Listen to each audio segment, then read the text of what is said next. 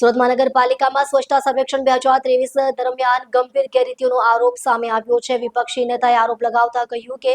Municipal commissioner અને શાસક પક્ષના અંગત કોન્ટ્રાક્ટર સિટી ટ્રાન્સપોર્ટ સાથે કરાર કરી સર્વેક્ષણ ટીમને શહેરને કચરામુક્ત દર્શાવવા માટે ફક્ત કાગળ પર ફૂલ ગુલાબી ચિત્ર રજૂ કરવામાં આવ્યું।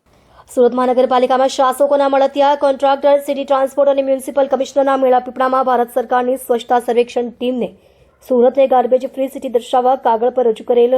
ફૂલ ગુલાબી ચિત્રને ઉઘાડું પાડવા અને 215 કરોડના કચરા કૌભાંડને ઉજાગર કરી જવાબદારો વિરુદ્ધ કાર્યવાહી કરવા ગુજરાત રાજ્યના મુખ્યમંત્રી શ્રીને નામદાર હાઈકોર્ટના નિવૃત્ત ન્યાયાધીશની અધ્યક્ષતામાં એસઆઈટીની રચના કરી તલસ્પર્શી તપાસ કરવા માંગણી કરવામાં આવી। વધુમાં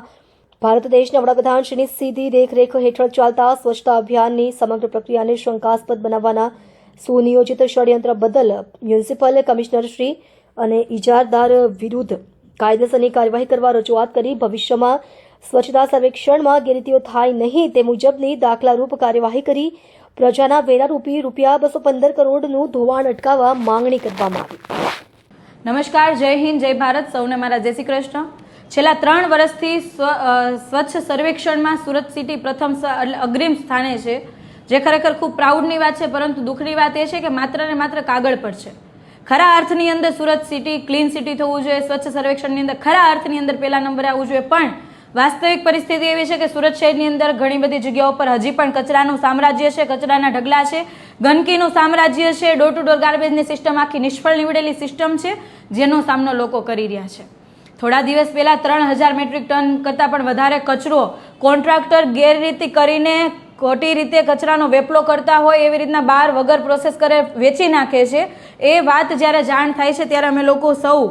મારી ટીમ સાથે અમે લોકો ખજોડ ડિસ્પોઝલ સાઇટ ખાતે વિઝિટ કરવા ગયા હતા। ત્યાં ગયા ત્યારે ખબર પડી કે 14 લાખ મેટ્રિક ટન જેટલો કચરો વગર પ્રોસેસ કરી હજી પડ્યો છે। જે બાજુ નજર કરો ડિસ્પોઝલ સાઇટ પર એ બધી જ બાજુ કચરાના મોટા મોટા ડુંગરો હતા,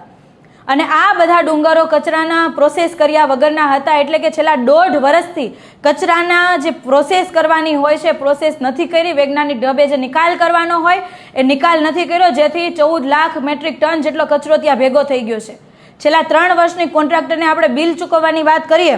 તો એક દિવસના 2500 મેટ્રિક ટન મુજબ જો આપણે ₹790 ભાવે આપણે જો ગણતરી કરીએ તો 2,16,26,25,000ની ચૂકવણી થવી જોઈએ કોન્ટ્રાક્ટરને। આમાંથી કેટલી ચૂકવણી થઈ છે, કેટલી ચૂકવણી બાકી છે એ ખૂબ મોટો સવાલ છે, અને અધિકારીઓ પણ આંકડાઓ છુપાવી રહ્યા છે, જેથી આમાં ખૂબ મોટી શંકા ઉપજે છે। આટલો કરોડો રૂપિયાનો જો કચરાનો નિકાલ આ જે 14 લાખ મેટ્રિક ટન જે કચરો હજી પણ પડ્યો છે, જે ગંભીરતાને ધ્યાને લઈને અમે માનનીય મુખ્યમંત્રીશ્રીને આ બાબતે રજૂઆત કરી છે કે તાત્કાલિક ધોરણે નિવૃત્ત જજની આગેવાનીમાં એસઆઈટીની રચના કરવામાં આવે। માનનીય મ્યુનિસિપલ કમિશનર જે આ તમામ જગ્યા પર જવાબદાર છે, છેલ્લા 3 વર્ષથી આખો આ વેપલો ચાલી રહ્યો છે